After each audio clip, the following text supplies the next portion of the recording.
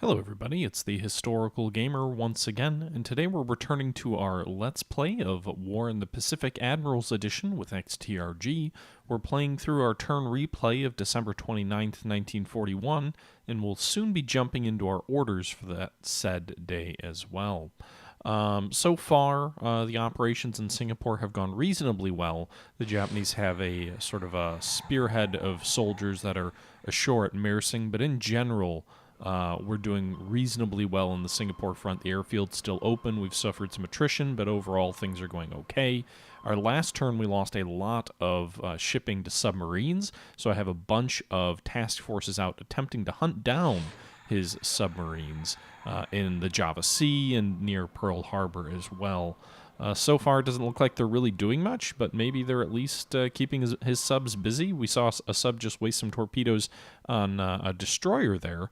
And another sub firing torpedoes at an AVD here off Pearl Harbor. So if they're shooting some torpedoes at our destroyers and missing, then they're not hitting our transports. Meanwhile, we dropped some depth charges on this sub, but it doesn't look like those are going to amount to anything. Unable to find a firing position. No hits there.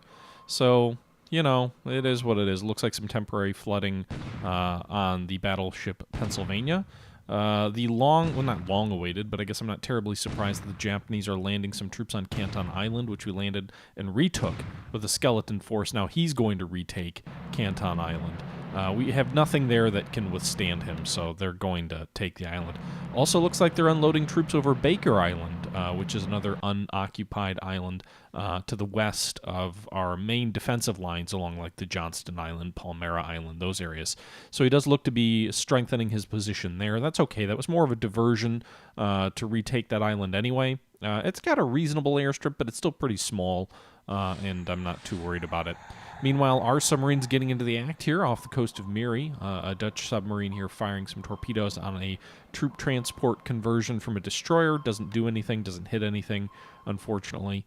Another Dutch submarine here operating off the southwest corner or northwest corner of Japan. And it looks like the Japanese are dropping depth charges that are detonating above our submarine, so it's not doing any damage. That's good for us.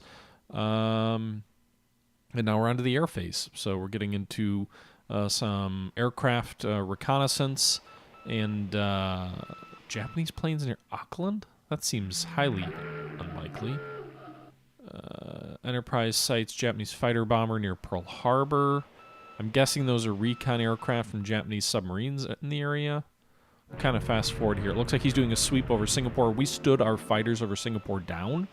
They needed a break this turn from constant combat, and Singapore's airfield has 0 damage. So I figured, why not just take the day off? Even if he bombs us there, you know, it's starting from 0, so he'll have to start all over at reducing the airfield. And it looks like that was a smart decision. 2 Japanese fighter sweeps of 32 A6M20s fly over, sweep over, use a sortie, and accomplish nothing because we have no aircraft in the air for them to intercept. Meanwhile, he's continuing to bomb our soldiers here near Ichang with Ki-51 Sonya dive bombers. Not doing a lot of damage, though, based on that combat report. And so his fighters, he's having poor coordination. 18 Oscars came in later in the day, which means that our fighters probably would have been shot to pieces if we had them up. And I guess that was a good decision. Meanwhile, we're trying to bomb his troops in Mersing, and he's intercepting with 14 zeros. He's going to shoot down several of our Dutch bombers there and our Commonwealth Hudsons there. So we're probably not going to do much damage here. We'll kind of fast forward through this as we're going to lose a fair number of aircraft, I assume, this turn to his fighters. Meanwhile, we did try and launch a bombing raid against Kota Baru and his airfield there. He does have some Oscars on combat air patrol as well, so it looks like only 10 of our bombers made it through. We lost 4 aircraft here.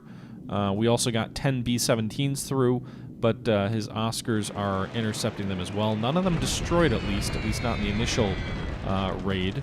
It looks like we destroyed 1 Sally and 1 Zero on the ground. A little bit of damage, maybe. 2 fortresses damaged. So, you know, maybe we did a little bit of damage to him, but overall nothing really to write home about. I don't think we have the Air Force strength to really hit Kotobaru in any meaningful sense. I'm going to stand those bombers down.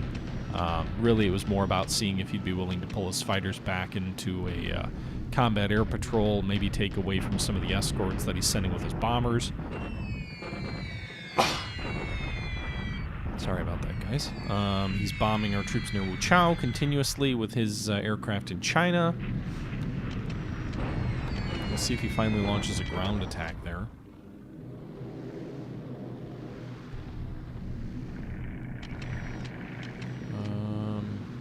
And guys, this may be a bit of an abbreviated turn. I'm running a little bit short on time. I'm going to be traveling this afternoon, and I've got to get this recording in and get it back over to XTRG before I'm done. Let's see here. The Japanese launched an attack at Wuchou. They reduced the fortifications. They actually lost more casualties than we did, although it does look like the city will probably fall in the next attack. Meanwhile, we're bombarding his troops at Mersing. We have a new brigade that just arrived. It looks like we inflicted some minor casualties there. Baker Island will fall. Canton Island will fall. And, yeah, so he's taken 2 islands here in the Pacific. And that'll do it for this turn. So not a terribly exciting turn. Not a lot went on. We'll pick it up after I get a chance to put my orders in, and we'll see what we're doing here. But I imagine we're standing some of those bombers down, and maybe not much else. I think this will be kind of a quick turn, perhaps. Alright, so we're back in here. Our carriers have arrived back at Pearl Harbor, and while I intend to either raid Midway or Wake or the Marshalls, once we find the enemy carriers, I am going to let them rest at Pearl and sort of draw replacements. We can see here that some of these aircraft are already drawing replacement aircraft. I don't have enough Buffalo or enough Wildcats to replace the Buffaloes on the Lexington yet, but the other aircraft did draw replacements and kind of get their air wings up to full strength. So we'll give them a day or 2 or maybe 3 to get themselves replenished. We did spot some task forces in these general areas within the last few turns, but I haven't seen anything recently. We've got the Indian Brigade rushing south toward Comac. We'll redirect them to Nomaya once they get closer. We also have several task forces unloading troops at Nomaya as well. So we can bring that. We've brought the strength up here to 163 in terms of garrison strength. The Queen Elizabeth continues to unload at Nadi, where we've brought our garrison strength up to 280. Our forces at Suva are also unloading, where we've brought our strength up to 284. And we have quite a few troops still remaining here on board the transports, members of the 161st Infantry Regiment, as well as other elements within this task force here. Yeah, so we've got the heavy cruise. Actually, let's form a new task force here. Let's get these surface combatants out of here. Now that these troops are at the port, I think the important thing is just to, pull these guys out in case the enemy does come calling. So go ahead and replenish them from the ships at port, and we'll pull these guys back out to Auckland to get the surface vessels, the valuable surface vessels, to safety. Meanwhile, these guys are docked, but frankly, they're using up a fair bit of... Feels like they're using up dock space for ships that I wouldn't really care to use dock space up. How much is left on board here? Just some motorized support. Part of me says maybe we undock these guys. Can we dock... we can't dock these guys. There's not enough ship space. So nobody else is docked at the moment. The one task force we can't dock. All right, let's form a new task force, transport. What are these ships again? This is the 122nd. So we're going to do this. We're going to form a new task force, transport, and then we're going to have ships within the 222nd. So we'll have 2 of these ships here. Why can't I dock? These ships are too big? Each one of these is too big? How large are these damn things? Where's the tonnage? 13,000 tons is too large to dock here? What's left of the 222nd? Well, this one ship can dock and unload at least. These guys can continue to dock and unload. So we'll have these two ships docked and this ship docked. So elements of the 161st will get unloaded more efficiently. Meanwhile, these guys can't dock apparently, and they will just continue unloading slowly. What is all still on board? I think most of the engineers or most of the infantry are off. I think it's just the equipment, some of the howitzers, some of the motorized support, which frankly is less important, I think, for holding a base like this. Meanwhile, what's the air situation look like? We've got the Wildcats aren't ready yet, but we'll have 28 fighters when all is said and done. We've got 97 aircraft total on Suva, so it's a reasonable base there. We're also unloading some supply at Pago. We've got Marines on the way there. At Singapore, our fighter wing is back up to 57 ready aircraft. 16 of those members of the Flying Tigers. We're allowing them to stand down one more turn. I'm going to gamble that he's just going to send fighter sweeps for one more turn. So we'll leave these guys stood down, hopefully get a large number of these aircraft back up and ready, and maybe we'll have 60 or 70 aircraft ready to confront his bombing raids when they do return. Let's see. I don't really have a lot else to talk about this turn, honestly. We've got a lot of troops that are on their way to Mersing. 400 garrison almost worth on their way there. They're marching there. We're going to give the troops at Mersing the day off so they can recoup some of their supply. And I'm hoping I'll have around 700 attack value at Mersing in the next couple of days, which we can fling against the Japanese and maybe drive them into the sea. The 22nd Indian Brigade is about to be back at Johor Bahru as well, which will be another 100 assault value. So all in all, I think we're doing a reasonable job of pulling troops out. Actually, almost everybody's pulled out of northern Malaya. Now, it does look like Georgetown will probably fall in the next turn or two, and we've also got a blocking force to the south here at Taiping, which is also going to hopefully slow him down there. We're unloading the 55th or 53rd and 54th and 55th British infantry brigades here at Pegu, which is sort of our initial defense point here at Rangoon. So that'll bring our strength up here pretty substantially in the garrison force there. We can kind of deploy it to Burma. In China, I'm going to order a cap over our troops to the east of Yichang in order to try and catch some of those massive bomber formations off guard. We're going to set most of these guys to reserve to rest them in Yichang. We've got over 1,400 combat value here. The big development is that the Japanese have moved 31 units south of Changchao, and I think what he may be doing is trying to flank us out of our position at Changchao. Changchao is a strong base, level 3 fort. We've got some 2,200 garrison strength here. And the hope was that he would come right at us across this river. He'd be forced to do a shock attack if he crossed the river.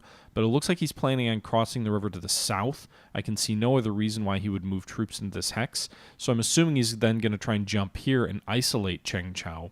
Now, the difficult thing here is I don't have any... I don't have any direct... Well, I do have a direct road here. The map is kind of misleading. It doesn't show a direct road. But it does look like I have a direct road back to Loyang. Loyang is a much more defensible position. We've got over 2,000 assault value at Nanying, and then we've got only a couple hundred here at Loyang. I hate to abandon Changchao, but really, it has some resources. It does have some light industry, but I think we are going to pull back to Loyang. It's a more defensible position. The terrain isn't quite as favorable with the river on 3 sides. It only has the river on 2 sides. But it does offer a line of retreat back to Xi'an. The key is holding Xi'an and using this terrain here to our advantage. So Nanyang is already defended well with the troops that pulled out of Xinyang, and Loyang will be defended here shortly.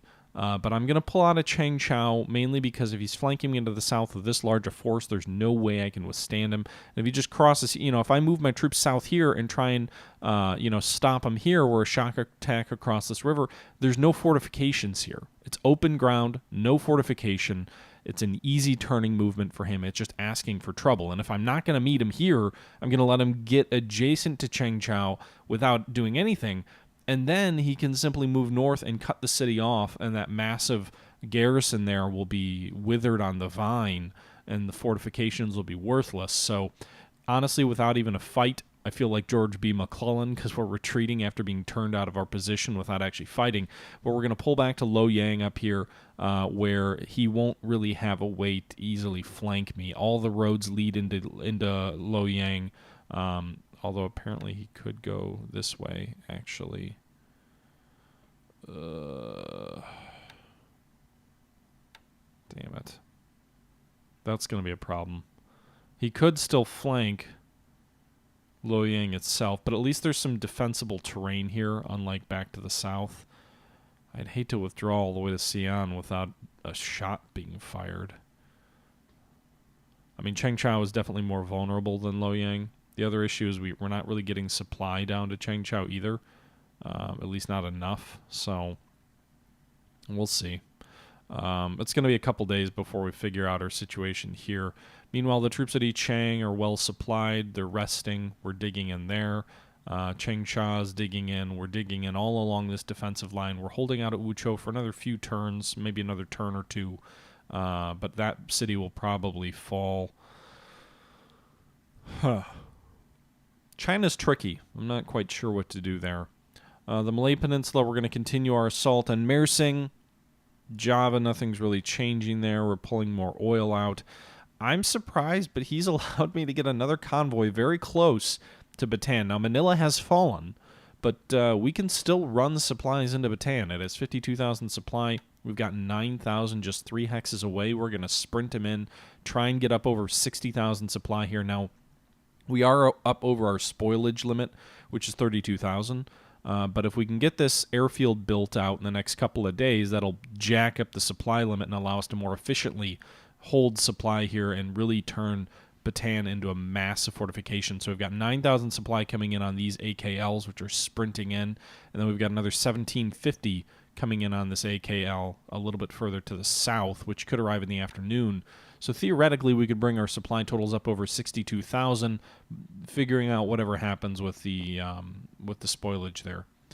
But overall, I mean, I'm not really changing a lot this turn. We're kind of holding pat with most of our orders. I know you guys had asked to show a few different screens. We're going to have to hold that off till the next turn. I do need to turn this over for him before I head out of town for a couple of days. So I did want to go ahead and just kind of show you guys where we're at and show you what my orders are for this turn. But this is going to be a bit of an abbreviated episode. I hope you guys are enjoying the series, as always, and we'll see what next turn has in store. Oh, one other thing. He appears to have left Xinjiang unoccupied.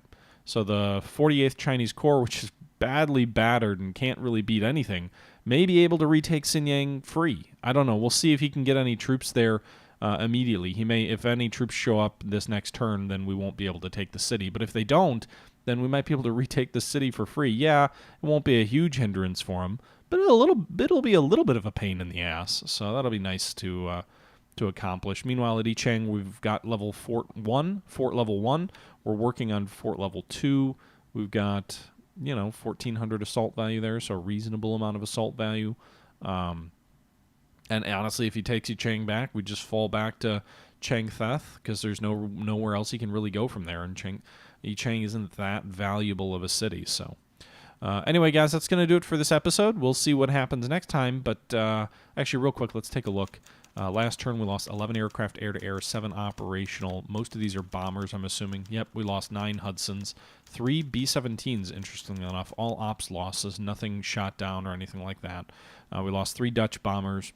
He lost 2 Sallies on the ground from our bombing rates, so that's good to see. We're claiming 122 Sally kills. If that's true, his bombing force has to be crippled or very near it. And also 4 zeros for him lost, supposedly. If we look at our top pilots, we lost 7 KIAs, but I think they were all bomber crews, so less of an issue there. We still have 3 aces in the 24th Pursuit Group, 17th Squadron, based out of Singapore. Those guys, 24-17, what are we looking at here with those guys? 24-17. Currently, they only have 4 aircraft operational in this group. Be great. We have 25 pilots operating 4 planes. Can't bring any replacements in. But, yeah, and we've also got this squadron with only 1 aircraft, but it has 7 that are repairing. And if we look at this, it looks like almost all of the 7 will be ready next turn. So hopefully he doesn't bomb Singapore because its damage is at 0. And the less he bombs it, the better for us. Anyway, guys, that's going to do it for this episode. I hope you enjoyed this abbreviated stint, and we'll see what happens next time. Thanks for tuning in. Till next time, this is the Historical Gamer saying thank you for watching, and I'm out.